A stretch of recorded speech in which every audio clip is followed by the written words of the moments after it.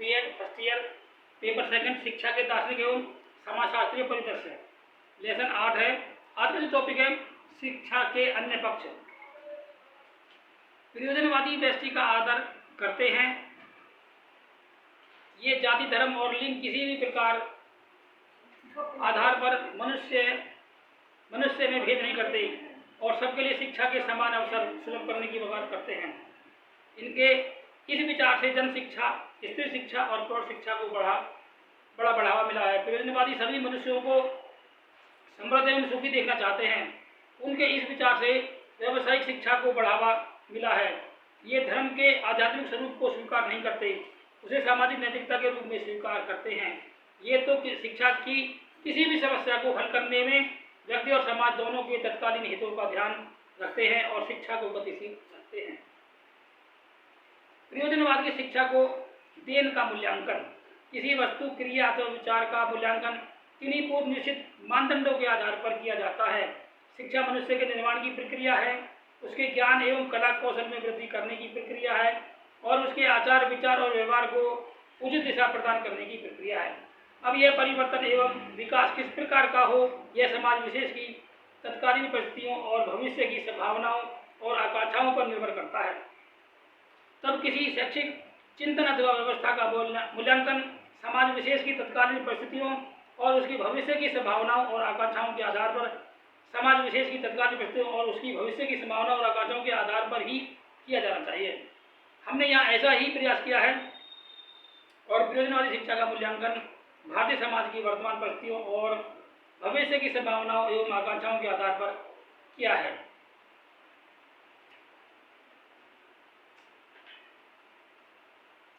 एक दर्शन के रूप में प्रयोजनवाद हमें केवल भौतिकवादी दृष्टिकोण प्रदान करता है।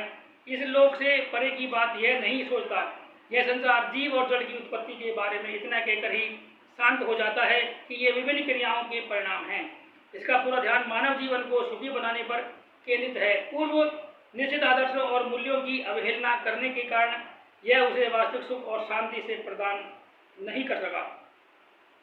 परंतु शिक्षा दर्शन के रूप में यह एक प्रगतिशील दर्शन है और आज की शिक्षा इससे काफी प्रभावित है। यथार्थवाद और प्रकृतिवाद ने शिक्षा को मनोवैज्ञानिक और वैज्ञानिक आधार ही दिए हैं। प्रयोजनवाद ने उसे एक तीसरा आधार भी दिया है जिसे हम सामाजिक आधार कहते हैं। इसके अनुसार शिक्षा एक सामाजिक, गतिशील और विकास की प्रक्रिया है। प्रयोजनवाद के इस विचार ने प्रगतिशील शिक्षा को जन्म दिया। जहाँ तक शिक्षा के उद्देश्यों की बात है, प्रयोजनवादी उन्हें निश्चित करने के पक्ष में नहीं है। इनका स्पष्टीकरण है कि यह संसार और मनुष्य जीवन परिवर्तनशील है, इसलिए शिक्षा के कोई निश्चित उद्देश्य नहीं हो सकते। यदि शिक्षा का कोई उद्देश्य हो सकता है तो यही कि उसके द्वारा मनुष्य का सामाजिक विकास कर सके, इस योग्य बनाया जाए कि वह बदलते हुए समाज के अनुकूलन कर सके और अपनी आवश्यकताओं की पूर्ति के लिए सामाजिक पर्यावरण पर नियंत्रण रख सके और उसमें परिवर्तन कर सके। परंतु जब तक मनुष्य यह नहीं जानता कि उसे सामाजिक पर्यावरण में किस सीमा तक अनुकूलन करना है और उसे अपनी किन आवश्यकताओं की पूर्ति करनी है, तब तक वह उचित मार्ग पर नहीं चल सकता। प्रयोजनवाद इन प्रश्नों के सही उत्तर नहीं देता, इसलिए उसके द्वारा निश्चित शिक्षा के ये उद्देश्य अपने में अपूर्ण हैं। डीवी महोदय ने सामाजिक कुशलता के विकास और किलपैट्रिक महोदय ने लोकतंत्रीय जीवन के विकास पर बल दिया है। हमारी दृष्टि से तो शिक्षा को मनुष्य का सर्वांगीण विकास करना चाहिए। निश्चित एक एवं स्पष्ट उद्देश्यों के अभाव में प्रयोजनवादी को मनुष्य का सर्वांगीण विकास करना चाहिए। निश्चित एक स्पष्ट उद्देश्यों के अभाव में प्रयोजनवादी निश्चित पाठ्यचर्या का निर्माण भी नहीं कर सके, परंतु पाठ्यचर्या निर्माण के संबंध में उन्होंने जिन सिद्धांतों का निर्माण किया है वे आज प्राय सभी शिक्षा शास्त्रियों को मान्य है। आज पाठ्यचर्या बच्चों की रुचि, रुझान और योग्यताओं, उनके अनुभवों और उनके जीवन की वास्तविक क्रियाओं पर आधारित होती है और उसमें वे ही विषय एवं क्रियाएं सम्मिलित की जाती हैं जिनकी व्यवहारिक उपयोगिता होती है। सभी विषयों एवं क्रियाओं में एकीकरण किया जा सके, इसका भी ध्यान रखा जाता है। प्रयोजनवादी के इन विचारों के परिणाम स्वरूप ही क्रिया प्रधान पाठ्यचर्या और एकीकृत पाठ्यचर्या का निर्माण होने लगा है, परंतु उपयोगिता, रुचि, क्रिया और एकीकृत पाठ्यचर्या का निर्माण होने लगा है, परंतु उपयोगिता, रुचि, क्रिया और एकीकरण के नाम पर क्रियात्मक विषयों के बाहुल्य और ज्ञानात्मक विषयों की अवहेलना से शिक्षा का स्तर गिरा है। मनुष्य को मनुष्य बनाने में हम असफल रहे हैं। आदि तो बुरी होती ही है, हमें विवेक से काम लेना चाहिए। शिक्षण विधियों के क्षेत्र में प्रयोजनवादियों की देन बड़ी मूल्यवान है। जिन मनोवैज्ञानिक तथ्यों का उद्घाटन एवं प्रयोग यथार्थवादियों और प्रकृतिवादियों ने किया, प्रयोजनवादियों ने उसमें सामाजिक पर्यावरण के महत्व को और जोड़ दिया। इन्होंने बच्चों की जन्मजात शक्तियों को पहचाना, उनके दृष्टिगत भेदों का आदर किया और ज्ञानेन्द्रिय द्वारा करके सीखने और अनुभव द्वारा सीखने पर बल दिया। और इसके साथ साथ इस बात पर भी बल दिया कि बच्चों को जो कुछ भी सिखाया जाए उसका संबंध उनके वास्तविक जीवन से होना चाहिए और उन्हें व्यवहारिक क्रियाओं के माध्यम से अनुभव करने के अवसर देने चाहिए। समस्त विषयों की क्रियाओं की शिक्षा एक इकाई के रूप में देने पर भी इन्होंने बल दिया है। इन सिद्धांतों पर डीवी महोदय ने समस्या समाधान विधि और किलपैट्रिक ने प्रोजेक्ट विधि का निर्माण किया। इकाई प्रविधि भी इन्हीं सिद्धांतों पर आधारित है, परंतु इन विधियों से क्रमबद्ध ज्ञान का विकास नहीं किया जा सकता। यही कारण है कि अब इनका प्रयोग नहीं किया जाता। अब तो इन शिक्षण सिद्धांतों पर अनेक अन्य शिक्षण विधियों का विकास किया गया है। प्रयोजनवादियों के अनुशासन संबंधी विचार अवश्य मान्य योग्य हैं। अनुशासन के लिए ये न तो दंड विधान को स्वीकार करते हैं, न बच्चों को शिक्षक के प्रभाव में रखना चाहते हैं और न ही उन्हें पूर्ण स्वतंत्रता देते हैं। ये तो इस बात पर बल देते हैं कि बच्चों को उच्च सामाजिक पर्यावरण में सामूहिक क्रियाओं में भाग लेने के अधिक से अधिक अवसर दिए जाए। इन क्रियाओं में भाग लेने से बच्चों में समाज के नियमों का पालन करने, दूसरों का हित ध्यान में रखने और अपने काम को एक व्यवस्थित ढंग से करने की आदत बनेगी। धीरे धीरे वे वैसा करना अपना कर्तव्य समझेंगे और इस प्रकार उनमें अनुशासन की भावना जागृत हो जाएगी। यही सच्चा अनुशासन है।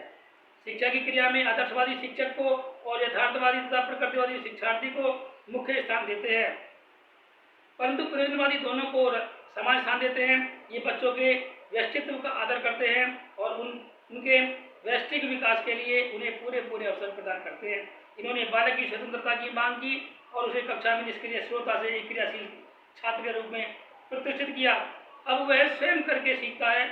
शिक्षक का कार्य यह है कि बच्चों की रुचि, रुझान एवं योग्यता का पता लगाए, उनके अनुसार सामाजिक परिस्थितियां तैयार करें, बच्चों को कार्य करने के लिए प्रेरित करें और उनकी क्रियाओं का निरीक्षण करें और निर्णय निकालने में उनकी सहायता करें। शिक्षक अब अधिनायक नहीं, मित्र, निर्देशक और सहयोगी होता है। प्रयोजनवादी व्यष्टि और समाज दोनों के हित साधन के लिए विधियों को समाज के सच्चे प्रतिनिधि के रूप में देखना चाहते हैं। इनके इस विचार ने विद्यालयों को सामुदायिक केंद्रों में बदल दिया। अब विद्यालय कोई कृत्रिम संस्थाएं नहीं माने जाते, अभी तो बच्चों की जैविक प्रयोगशाला के रूप में स्वीकार किए जाते हैं, जहाँ बच्चे वास्तविक क्रियाओं में भाग लेते हैं, स्वयं क्रिया करते हैं और वास्तविक जीवन की शिक्षा प्राप्त करते हैं। शिक्षा की अन्य समस्याओं के समाधान में भी प्रयोजनवाद बड़ा सहायक हुआ है। यह एक मानवतावादी दर्शन है, मानवाधिकारों का समर्थक है। इसने उद्घोषणा की कि शिक्षा मनुष्य का जन्मसिद्ध अधिकार है। इससे जन शिक्षा, अनिवार्य सामान्य शिक्षा, स्त्री शिक्षा और प्रौढ़ शिक्षा को बढ़ावा मिला। प्रयोजनवाद सभी को समृद्ध एवं सुखी देखना चाहता है। इस हेतु इसने व्यावसायिक शिक्षा पर विशेष बल दिया। आज संसार के सभी देशों में व्यावसायिक शिक्षा पर विशेष बल दिया जाता है, पर यह धर्म के आध्यात्मिक स्वरूप को स्वीकार नहीं करता, उसे केवल सामाजिक नैतिकता के रूप में स्वीकार करता है। परिणाम स्वरूप शिक्षा में धार्मिक शिक्षा का अर्थ ही बदल गया। ईश्वर के भय के अभाव में मनुष्य मानता से पशु की ओर ही तो गिरा है। पर कुछ भी हो, संसार में शैक्षिक जागरूकता प्रयोजनवादियों की ही देन है। आज सारे संसार में शिक्षा पर प्रयोजनवादियों का कुछ न कुछ प्रभाव अवश्य दिखाई देता है। कुल मिलाकर यह कहा जा सकता है कि एक दार्शनिक चिंतन धारा के रूप में प्रयोजनवाद एक अधूरा दर्शन है। यह मनुष्य के केवल सामाजिक पक्ष पर ही ध्यान केंद्रित रखता है, उसके आध्यात्मिक पक्ष पर विचार नहीं करता। उसका यह विचार है कि मानव जीवन के कोई शाश्वत आदर्श और मूल्य नहीं हो सकते। मानव की युगों की तपस्या के परिणाम को चुनौती देने के अतिरिक्त और कुछ नहीं है। इसका यह विचार है कि मनुष्य को सब कुछ अपने अनुभव की कसौटी पर कसकर ही स्वीकार करना चाहिए। जागरूकता के नाम पर एक बौखलाहट ही है। यदि मनुष्य ने अपने पूर्वजों के अनुभवों से लाभ नहीं उठाया होता तो उसने इतना विकास ही नहीं किया होता, परंतु एक शिक्षा दर्शन के रूप में यह काफी उपयोगी सिद्ध हुआ है। इसने शिक्षा के उद्देश्यों की तत्कालीन परिस्थितियों के अनुसार निश्चित करने की जो बात कही है वह आज सभी को स्वीकार है। पाठ्यचर्या निर्माण के जो सिद्धांत प्रयोजनवादियों के विकसित किए हैं वे सभी को स्वीकार है। शिक्षण विधियों में सामाजिक क्रियाओं को महत्व देने की बात भी आज सभी मानते हैं। शिक्षा के क्षेत्र में स्व अनुशासन का विचार भी लोकतंत्रीय समाज के अनुकूल है। विद्यालयों को मानव निर्माण की जीवित प्रयोगशालाओं के रूप में विकास करने का इनका विचार भी आज सभी शिक्षा शास्त्री स्वीकार करते हैं। प्रयोजनवादियों ने जन शिक्षा, स्त्री शिक्षा, प्रौढ़ शिक्षा और व्यावसायिक शिक्षा के विकास में जो योगदान दिया है उसके लिए भी हम उनके ऋणी हैं, परंतु शिक्षा में मनुष्य की संस्कृति और उसके आध्यात्मिक पक्ष को स्थान न देकर इन्होंने अपना आसन स्वयं ही गंवा दिया। हमें आज ऐसी शिक्षा दर्शन की आवश्यकता है जो मनुष्य के प्राकृतिक, सामाजिक और आध्यात्मिक तीनों पक्षों के विकास पर समान बल दें। आज के लिए इतना ही। आज अध्याय लेसन यानी कि 8 पूरा हुआ। नए टॉपिक, नए वीडियो के साथ फिर मिलेंगे। तब तक के लिए धन्यवाद।